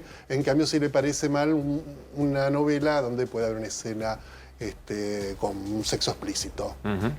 Con las limitaciones que tiene lo explícito en la literatura, porque uno necesita cierta competencia lingüística para entender lo que está leyendo, entonces tampoco. Pero no es la discusión esa, porque no es... Me parece que no están queriendo dar una discusión alrededor de qué libros hay que leer en la escuela. No es esa la discusión que ellos quieren dar. No están diciendo, no pongan el libro Come Tierra, pongan Platero y yo. No está eso, ¿no? Lo que realmente quieren es otra cosa, me parece. ¿Qué es qué? Yo creo que son varias. Por un lado, esto ocurre en la provincia de Buenos Aires, en un ámbito donde hay un gobernador que es absolutamente opositor al gobierno central. Entonces se trata de esmerilar de alguna manera, porque si vos ves cómo en las redes se va trasladando lo que dice Victoria Villarruel como si fuera un teléfono descompuesto, el último mensaje de los seguidores de La Libertad Avanza dice el pedófilo de Kicillof, ¿no? Llegar a esa conclusión es de lo que se parte con las declaraciones de Victoria Villarruel. Por otra parte, también tiene que ver con disciplinar a la cultura argentina, ¿no? Los ataques que ha habido desde que comenzó este gobierno, con los institutos, con el Inca, con el teatro, con la música, con todo. En la literatura, en vez de ir por el lado de no venden nada, como se dice de las películas que no las vio nadie, y están metiéndose con varios libros que son realmente éxito de lectura por fuera de los circuitos de lectura estatal, sino en el mercado privado, ¿no? Son libros exitosos, se va al otro, que son libros degenerados, que son libros pornográficos. Que es como, son los ataques que ha habido en el comienzo en cualquier movimiento fascista en el mundo, ¿no? En la Italia de los años 20, en la Alemania de los años 30, se hablaba de estas circunstancias, de estas situaciones, ¿no? Se hablaba del arte degenerado, y probablemente pase como con el arte degenerado en Alemania en la época nazi, que se hizo una muestra de arte degenerado para demostrar las perversiones de los artistas, que fue un éxito absoluto, había colas y colas de gente para entrar, y espero que esto se vuelva en contra y termine también produciendo un efecto contrario, ¿no? Martín. En Buenos Aires 12, que es el suplemento de página 12 para la provincia de Buenos Aires, la tapa de Papel de Mañana está dedicado a esto, hablemos de sí, ¿no? Pero con la tapa de Come Tierra en la tapa. Y Andrés Miquel, que es el redactor, entrevistó a docentes. Y te quiero preguntar tu opinión, porque las docentes, son básicamente mujeres. O sea, las docentes lo que dicen son dos cosas. Una, están haciendo un enorme despelote con algunas páginas de algunos libros, ni siquiera sobre libros. Están agrandando algo que son paginitas, párrafos directamente. Esa es una de las cosas que dice. Y la otra cosa más de fondo es, la educación sexual integral lo que permite es sacar a la luz en las escuelas más o menos el 80%, hay un 80% de crecimiento de casos que si no hubieran quedado desconocidos, hubieran quedado ocultos, porque sirve para que los chicos y las chicas hablen. Exacto. Cosa que si no quedan ocultas, hablen de su casa básicamente, ¿no? No estamos hablando de la calle. Hablen de barbaridades de sus propias casas y de problemas intrafamiliares serios. Dice, sirve para eso. Si se empieza a recortar eso, esos problemas no serán resueltos. Ese es otro de los argumentos que dan las docentes entrevistadas. Bueno, lo que pasa es que la literatura o los libros de no ficción son un ámbito también adecuado para poner en discusión temas sociales, temas que ocurren. La sexualidad es algo que está presente que en el interés también de los adolescentes. Eso está reflejado en la literatura.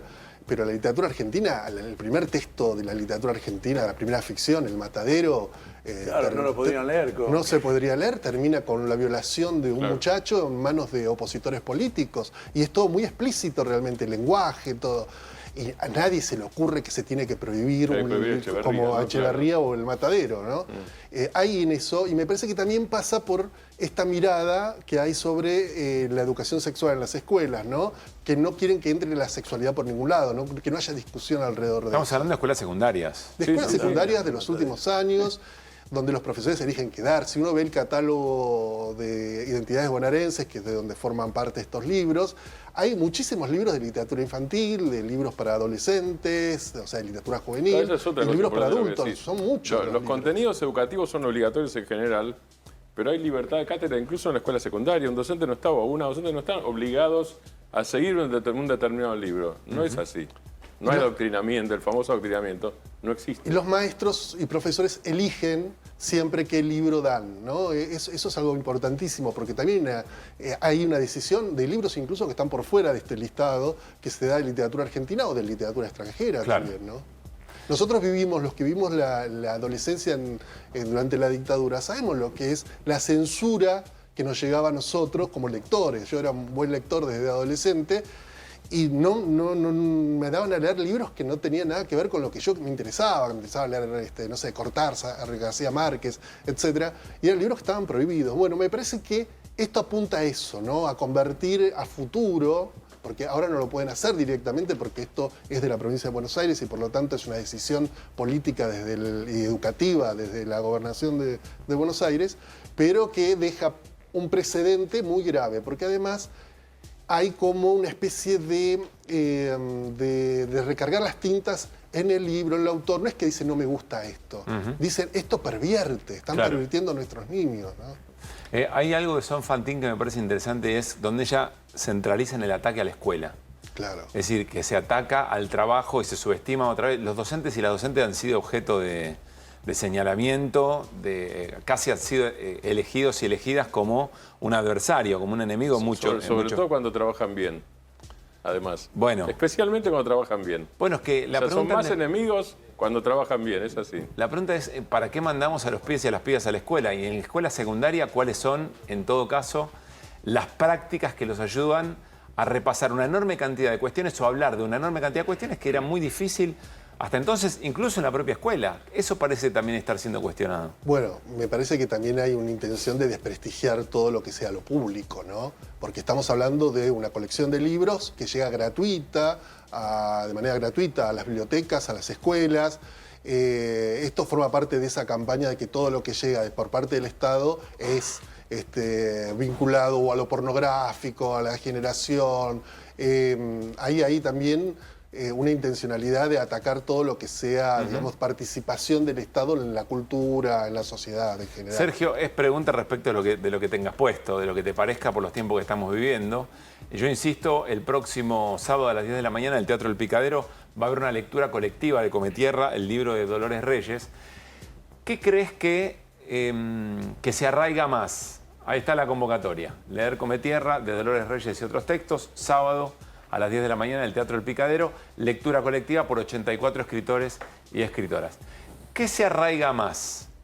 ¿La respuesta reactiva frente a esta iniciativa del gobierno o lo que el gobierno dice y la duda que le pueda quedar a la sociedad? ¿O es todo el tiempo una puja, digamos, entre esas posiciones? Yo creo que se dan las dos situaciones. Por un lado, todo libro prohibido es un libro que se vuelve famoso rápidamente. Ha pasado históricamente con los libros prohibidos en el mundo. Por otra parte, me parece que también es alimentar una forma de entender la política desde la prohibición, desde la censura, y lo quieren convertir como algo posible. Y esto es lo que nosotros no tenemos que normalizar, no tenemos que permitir. Hoy por hoy la discusión no pasa por si esto es pornográfico, esto se puede leer en las escuelas, no se puede leer, porque hay un problema mucho más profundo en la educación, en todas las áreas de la sociedad. O sea, la batalla hoy no es esto que muchas veces hablamos de la batalla cultural, porque la batalla tiene que ser política, no cultural. Porque lo cultural uno lo puede discutir con una mirada, no sé, ponele, liberal, una mirada radical, pero no con los fascistas. Y lo que plantea Victoria Villarroel es una cuestión absolutamente fascista, donde no hay discusión posible cultural. La única discusión que hay, o en todo caso, lo único que se puede presentar es una batalla de tipo política. Sí, igualmente no, yo creo que yo creo que tratan de instalarlo, y si uno ve la línea de Victoria Villarroel, podría decir, bueno, si ella fuera la presidenta, podría hacerse la ofendida y tirar esto y hasta resultar creíble. Pero el Estado es un pedófilo entrando a un jardín de infante con los chicos encadenados y envaselinados. Y le dejamos el culo como un mandril. Es muy fuerte. Entonces, ¿En qué texto de los que están señalados estos son está eso? Milei y Dixit. Sí, es otro autor. Entonces, otro autor. como Milei dice no estas infantil. cosas, es muy difícil tratar de tapar eso y después resaltar lo otro, o al otro, o al aje diciendo a la hija de puta, de la vieja, de Plaza, de Mayo. Entonces, digo, si quieren hacer el otro estilo, póngalo a Venegas Lynch, que es más finol y qué sé yo, que no se entiende nada, que habla de las ballenas, pero no diría estas guarangadas. Acá mezclan dos tradiciones, la tradición esta de la derecha argentina con esta cosa demente de la derecha mundial, que es decir barbaridad. Entonces mezclan todo y no le sale eso, porque a nadie le asombra lo que dicen, ¿no? Yo quiero decir igualmente algo a favor de las frases de Milei, es que son de él, no son plagios en este caso. O sea que es bastante, en ese sentido, claro, en ese sentido es bastante meritorio, porque muchos de sus libros son casi todos plagios, por lo tanto esto hay que reconocerle un talento. Debería confiar más en sus raptos creativos. Digamos. Claro, podría ser libros sobre mejor que no las piense, porque tiene unas a mí imágenes. me quedé pensando en lo que decías de la batalla cultural y la política, ¿no? A mí me parece que en esta selección que hacen de los libros, porque hay una selección, evidentemente, y en Cometierra en particular, aparece un tema que tiene que ver con el ataque a la ESI, me parece, porque está esta intención de instalar que en la ESI solamente te enseñan cuestiones vinculadas con la sexualidad. Y la realidad es que quienes enseñan realmente ESI en los colegios secundarios también enseñan a prevenir la violencia. Claro. Principalmente. Bueno, Come Tierra es un libro que habla de la violencia de género y además habla de muchas maneras de las formas de prevención. Lo que, o sea, me parece que se juntan esos mundos de la batalla cultural y la política, digo, en ejemplos como estos. Claro, bueno, y además tengamos en cuenta que son 4 libros de 4 autoras mujeres. Claro. ¿No? También hay como una marca ahí muy, muy buscada, y es cierto que todo aquello que signifique hablar de temas que son conflictivos socialmente, Victoria Villarroel quiere evitarlos, ¿no? No sé. Mejor no hablar de ciertas cosas, como diría Luca Pro. Sergio, gracias por haber venido, en serio. ¿Querés cuidar tus ahorros y no sabes cómo invertir? Yo te recomiendo Banco de Joyas. Podés conseguir lingotes de 1 gramo, pagar hasta en 12 cuotas. Encontralos en la tienda online o acercate a su salón de Avenida Corrientes 2822, casi esquina Puerta. ¿Te interesaría invertir en oro de manera segura y sencilla? Te presentamos nuestros nuevos lingotes de oro 24 quilates. Aprovecha la preventa y empezá a invertir. Nosotros te ayudamos. Confía en Banco de Joyas.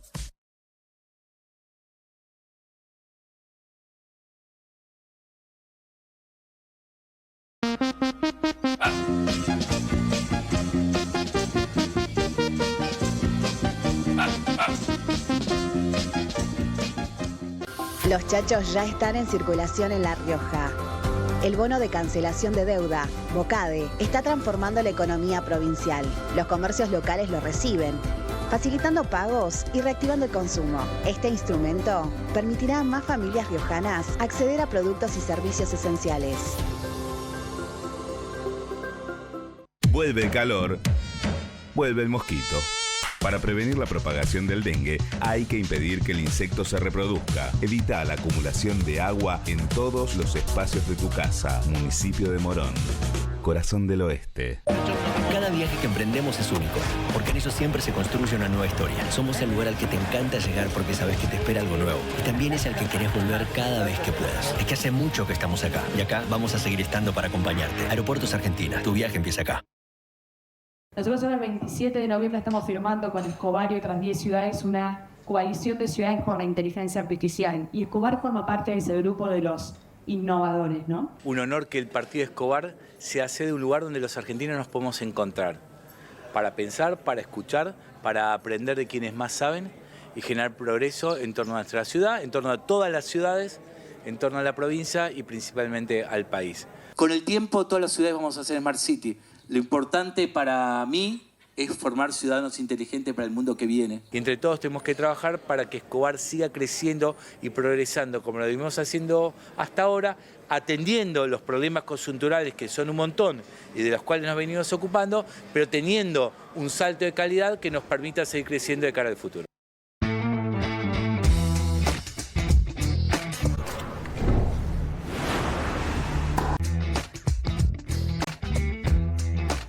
Muy bien, seguimos en QR hasta las 11 de la noche, último bloque, de hecho 22:44. Andamos con esta manía de no naturalizar cosas. Bueno, quien también está en esta cruzada es el colega Marcelo Longobardi. Hoy conversó con el jefe de gabinete, Guillermo Francos, y le preguntó, casi que lo interpeló, respecto de la ofensiva que el gobierno tiene casi de volea, hubiera dicho Mario Einfeld, en el ataque a la prensa, llamando a los periodistas que no piensan como el gobierno ensobrados, corruptos, entre otras cosas. Escuchen este tramo. ¿De qué insultos, Marcelo, hablamos? Los que me tocan a mí, por ejemplo. Pero bueno, yo no sé, no he escuchado ningún insulto. ¿En la Fundación Faro estamos hablando? Sí, sí, claro. No he escuchado insultos, la verdad que no sé, Marcelo, ¿a qué te referís? Me refiero a los insultos de que este señor Laje, un ideólogo del presidente Milei, sigue insistiendo que yo soy un periodista ensobrado. Bueno, no sé, eso es una opinión que me tira el señor Laje, no... Ministro, usted que me conoce hace, no sé, 40 años, ¿usted supone que soy un periodista ensobrado? No, Marcelo, no, yo la verdad que no. Por supuesto, te conozco hace muchos años, pues por ahí no coincidimos en muchas de tus apreciaciones sobre el gobierno, que yo creo que son equivocadas, pero no por eso yo voy a decir que soy un periodista ensobrado.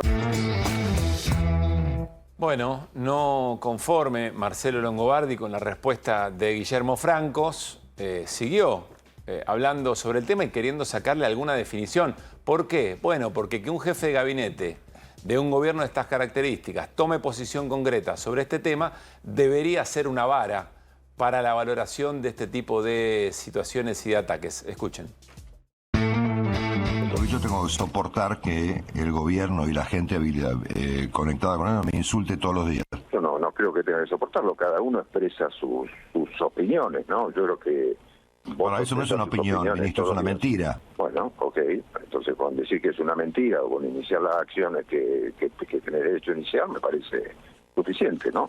Bueno, porque supongo yo que este jefe de la Guardia Pretoriana, este señor Agustín Laje, ha resuelto que él es capaz de identificar a las personas de bien y las personas de mal. Y yo debo ser una persona vinculada con el demonio, póngale, ¿no es cierto? Pero la verdad que me cansé de que me insulten, ¿no? Se ha naturalizado el insulto cotidiano, sistemático, y la verdad que no hay por qué naturalizarlo ni tomarlo como algo normal y cotidiano. Es insoportable.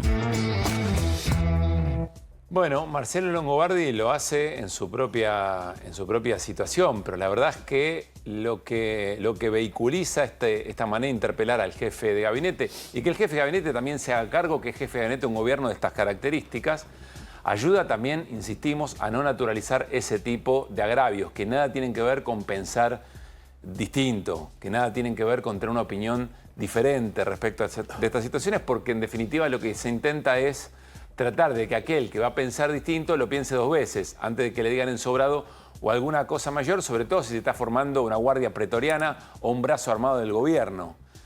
De esta manera, después Laje decía, Marcelo Longobardi, conversando con colegas, les decía, che, pero ustedes nunca van a reaccionar sobre esto, porque ustedes nunca hablan sobre esto. Nunca escuché acá, en este mismo medio donde yo participo, hablar sobre esto. No solamente interpelando al gobierno, sino también al resto de los colegas, ¿no? ¿Para qué insultar cuando hay datos, no? Aparte de todo.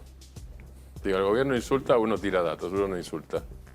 Pero, por ejemplo, Francos todavía no dijo cuánto ganaba como director de YPF. Parece una obsesión nuestra esa, pero Francos no dijo cuánto ganaba como director de YPF. Uno sí sabe cuánto ganaba Francos, entre 15 y 20 mil dólares, como embajador del gobierno anterior que presidía Alberto Fernández, el Banco Interamericano de Desarrollo. Se fue solo seis meses antes para subirse a las fuerzas del cielo. Antes estaba con las fuerzas del mal. Son datos sobre Franco, que en algún momento dejó de ser diputado y se fue a la actividad privada a ganar $25.000 por mes, alrededor de $25.000 por mes, porque decía que tenía cansancio moral sobre la política argentina. Son datos. Fer. No, me llama la atención porque, a ver, la capacidad del gobierno de generar enemigos ha hecho que personas referentes opositores del kirchnerismo así desembosados como Lanata y Longobardi terminen, bueno, ahora Lanata hace un tiempo que está con problemas de salud, entonces, pero se fue a internar enfrentado y enojado y iniciándole, creo que, acciones legales al gobierno porque se sentía que lo habían tratado muy mal. Y Longobardi también, y Longobardi está un poco, sobre todo con Viale, con Jonathan, como que Jonathan le decía, bueno, qué sé yo, le minimizaba el hecho, y yo creo que a Longobardi le asombra que sea con él la cosa, especialmente. No lo dice como una...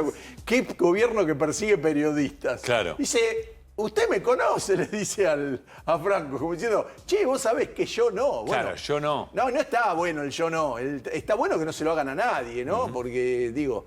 Y casi llora después. Hay una imagen que yo no sé si estaba actuando cuando con Me Viale. parece que estaba un poco... Pero no pasaba el humor, no me daba que pasaba el humor. Y se enojaba con Viale y Viale no le hacía la pared. Sí. Y le decía, che, pero yo estoy laburando acá y a nadie le importa que estos tipos a mí me nombren en tal lugar. Y bueno, no lo podés creer. Digo, gente que, digamos, los referentes, vos decís, uno de los tipos que más habló contra Cristina en su historia fue Longobardi. Claro. Y Lanata era el otro, y todos terminan enojados, no lo pueden creer. Dicen, che, pero ¿qué es un ensañamiento de qué? No sé qué quieren correr, qué régimen, a dónde quieren llevar a la gente para decir, hasta acá hay que ir. Esto, un poquito más allá, un poquito más allá. Y algunos dicen, che, no, yo no me voy a correr donde yo soy yo. Deriva autoritaria. Deriva autoritaria al gobierno. Mañana hay un acto muy importante, es un acto federal por los derechos de las personas con discapacidad. No queremos dejar de mencionar esto. Es una iniciativa para visibilizar la crisis, unidos en un solo grito, justicia, basta de quitas. Son organizaciones, instituciones, personas con discapacidad, familiares y amigos en la residencia de Olivos a las 10 de la mañana, ahí en la avenida Maipú, para darle un abrazo simbólico a la Quinta Presidencial.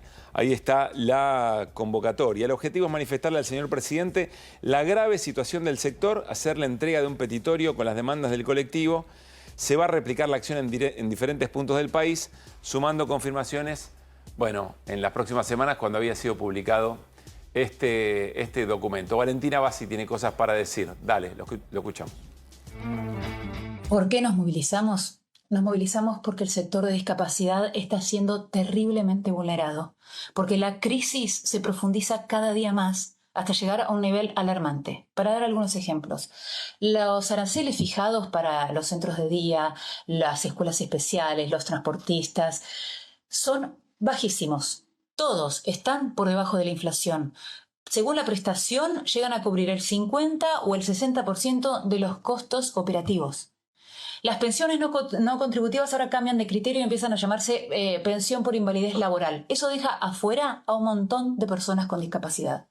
Tampoco se cumple el cupo laboral por el Estado fijado por ley.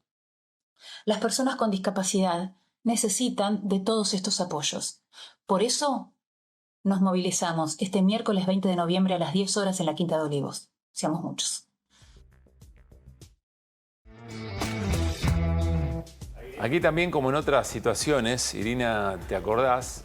Con el objetivo de auditar, de que había cosas que no se hacían de la manera que correspondían, volaron políticas de atención, de cobertura, de sostén, de contención, diría yo, como la que explicaba Valentina Bassi, pero es un modus operandi del gobierno, ¿no? Sí, decir, te hago una auditoría o hice un sumario o lo que sea, y además emitir una suerte de veredicto o sentencia anticipada sobre cosas que no han terminado de analizar. Lo han hecho con los alimentos, lo han hecho con los centros de primera infancia. Bueno, ha sido el comportamiento general. Capital Humano lo ha aplicado de manera sistemática en muchos terrenos que tienen que ver con políticas sociales, y esa ha sido la justificación de los recortes, sin que exista, y además siempre diciendo, acá hay un delito, ¿no? anticipándose como a... Bueno, con acá las hay un- universidades, ¿no? Con las universidades también. El objetivo de fondo era recortar esas políticas. No, y además hay otra cosa que es el invento de que la auditoría no existe. Claro. El Estado está repleto de auditorías permanentes y las empresas del Estado encima de todo tienen auditorías propias. No Pero solo nadie la que- resiste no solo la Auditoría General de la Nación y Pero la nadie SIGEN. se resiste a las auditorías. No, pero además pero ya vienen las auditorías desde hace décadas, eso quiero decir, existe. Está bien, pero pueden ocurrir situaciones que sean anormales, irregulares. Y aparecen. De alguien que Y aparecen. Y aparecen. Sí, aparecen, claro que sí. No, son duras las auditorías, no son laxas. No, el tema Claro. también es la dimensión que se le da, cómo se la presenta, y cómo esto ayuda o por lo menos justifica lo que termina siendo una política de gobierno que por lo general, fíjate vos, que tiene un denominador común, ¿no? Que son aquellas políticas tendientes a la igualdad, las que suelen, cuestionar en función de estos criterios tan arbitrarios. Con el tema de las auditorías, en realidad lo que dicen ellos es, nosotros elegimos al organismo para que audite, ¿no? Es la SIGEN. Claro, la SIGEN depende del Poder Ejecutivo. Ejecutivo. Claro, y esa parte, digamos, nadie te la aclara. A ver, ¿por qué estamos haciendo hincapié en todo esto? Porque estos recortes de estas políticas también han sido son una manera de mostrar el trofeo del equilibrio fiscal. Es decir, el equilibrio de las cuentas, pero a costa de lo que pasa en las universidades, de los alimentos, de los medicamentos para personas con atenciones crónicas, también de las personas con discapacidad, de ese tipo de políticas. ¿Por qué les cuento esto? Porque el lugar de donde discutir todo esto es en el presupuesto. Por eso llamada la ley de leyes. Es decir, donde el Congreso de la Nación, no el gobierno, el Congreso autoriza y dice, bueno, todos estos recursos que ha acumulado el Estado y la manera de recaudarlo se van a invertir en estas prioridades. Y eso se discute en el Congreso. La sensación, hoy se suspendió la reunión de comisión donde tendría que haber habido un dictamen. Mañana es el último plazo antes de que terminen las sesiones en el Congreso para poder tratar esto. Y da toda la sensación que el gobierno acorraló hacia el final esta discusión para poder presionar, yo diría hasta psicopatear a gobernadores, a bloques legislativos con aceptar lo que el gobierno quiere, que es el déficit cero ante todo. Escuchen cómo lo presentaba hoy el presidente de la Comisión de Presupuesto y Hacienda, José Luis Espert. Tras 2 meses de intenso trabajo en el seno de la Comisión de Presupuesto y Hacienda, hemos recibido 7 funcionarios del Poder Ejecutivo de distintas áreas con más de 30 horas de reuniones de trabajo. Sin embargo, todavía no hemos llegado a un punto en común que permita garantizar el déficit cero. Por tal motivo, hemos suspendido la reunión de comisión que teníamos prevista para hoy a las 15 horas. Que quede claro, la voluntad de esta comisión y del Poder Ejecutivo de la Nación, encabezado por el presidente Javier Milei, es seguir trabajando para lograr los consensos necesarios para tener presupuesto 2025. El déficit cero no se negocia. Con déficit cero, todo. Sin déficit cero, nada. Buenas tardes. Dice José Luis Espert, el presupuesto será el que quiera el gobierno. Si no les gusta y no lo aceptan, seguiremos con las prórrogas del presupuesto, no del 2024, del 2023. Eso le da discrecionalidad total al gobierno de asignar partidas. Igual mejoró en su estilo. Y no dijo déficit cero o bala, que sería lo que uno esperaba de Espert, que termina siempre con ovala. Sí. Entonces por lo menos dijo nada, bueno, está mejor. No está mejor. Va mejorando. Me pregunto qué estarán pensando. ¿Conmigo o sinmigo fue lo de Espert? ¿Qué estarán pensando a esta hora los diputados y diputadas o senadores y senadoras que le dieron las herramientas al gobierno para qué? Y los gobernadores que fueron a Tucumán, al pacto del 25 de mayo, ¿se acuerdan? Sí. Que se pararon. Además, los gobernadores, Pablo, siguen pidiendo 5 puntos que hasta ahora por lo menos el gobierno no concedió. Que son básicamente... Son varios, pero digo... Además se enteraron todos que le dio guita. Para citar 2, por ejemplo, una cosa que dicen los gobernadores es: achicaste la FIP, hiciste el ARCA, gastás menos, distribuye esa parte, porque eso es coparticipable. Sí. Impuesto a combustibles, lo bajaste, gastas menos, ¿dónde está la guita de las provincias? Claro. Son dos ejemplos de las cajas provinciales, previsionales, el tema de la obra pública, en fin. Bien. 10 de la noche, 58 minutos, quédense con Babi Echecopar, ya llega Basta Babi en A24. Nosotros nos reencontramos mañana para hacer QR de miércoles, ¿dije bien? ¿Sí? QR de miércoles, muy bien. Estamos a martes, nos vamos, ¿cómo llegamos? Con las voces del día, pasen bien. Venimos de una cultura hispánica que ha priorizado justamente valores que, entre otros, el nodal es la justicia social. El presidente, cada vez que abre la boca, legitima la violencia de una manera que yo de nuevo no sé si él es consciente o no, pero derrama para abajo y para los dos lados. Casi como una broma política, a esto se le dio toda una estética, una serie de discursos, digamos así, radicalizados, mientras y los medios de comunicación tomaron la frase de somos el brazo armado, porque eso fue lo que se recortó y giró por redes sociales. Hablarlo a Patricia Burri para invitarme que viene el lunes al lanzamiento de Prefectura Naval de Embalse. ¿Me va a traer la Prefectura Naval para el embalse del Río Tercero? No, pará, en serio, que me voy a poner un patito como un boludo y voy al agua a ver qué pasa ahí. Así yo creo que lo que hay en este lenguaje violento, en estas formas falta de educación, es un modelo de no aceptación del otro. Este gobierno desde que entró buscó hacer retroceder a la Argentina en materia institucional. Y la cultura es una herramienta vital para lograr y para concretar ese retroceso institucional. Porque la cultura es el espejo que tenemos para vernos. El presidente Trump ha dicho en su campaña que va a incrementar los aranceles a toda importación y va a proteger la industria estadounidense. El presidente Milei deroga aranceles, quita barreras y desprotege a la industria nacional. Es exactamente asimétrico. Ракети самі за себе скажуть. Обов'язково.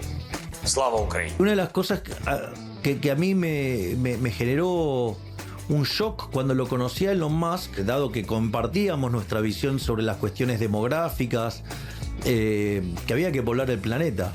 Y entonces me dice, bueno, ¿y usted para cuándo va a avanzar esto? Entonces le dije, bueno, mire, yo tengo 5 hijos. Me dijo, mire, los de 4 patas no cuentan.